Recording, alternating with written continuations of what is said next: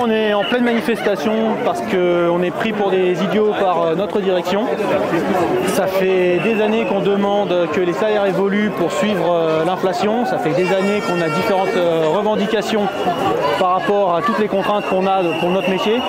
Et malheureusement, on n'est ni entendu, ni reçu, ni rien. On nous donne toujours de petites primes pour essayer de calmer la situation. Et au final, rien ne bouge depuis des années chez nous. Aujourd'hui, à Disneyland Paris, il y a une grosse manifestation générale, que ce soit toutes les divisions possibles. Il y en a déjà eu une la semaine dernière.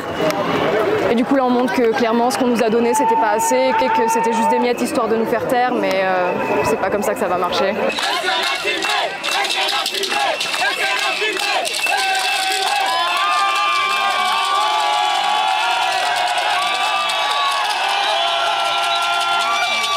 Depuis la fin du Covid, depuis qu'on a réouvert, les conditions de travail elles sont exécrables.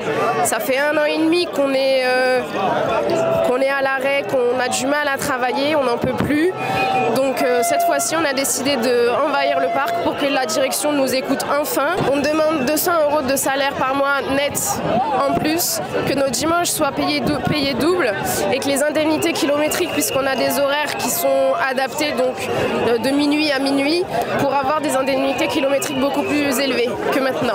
On est là pour montrer notre mécontentement, aussi par rapport au fait que cette entreprise fait des milliards en chiffre d'affaires et c'est pas des sous qu'on voit sur nos fiches de paye et on se demande où est-ce qu'ils passent tous ces milliards. C'est nous qui faisons tourner ce parc et c'est un jour historique parce que ça n'a jamais eu lieu ici à Disney, une manifestation comme ça.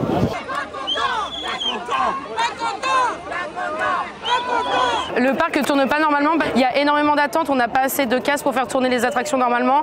La parade a été annulée et il manque plein de gens, même au niveau merch, ils sont sous-staffés. C'est difficile pour nos collègues, mais malheureusement, c'est très triste qu'on doive en arriver là, mais on n'a plus le choix.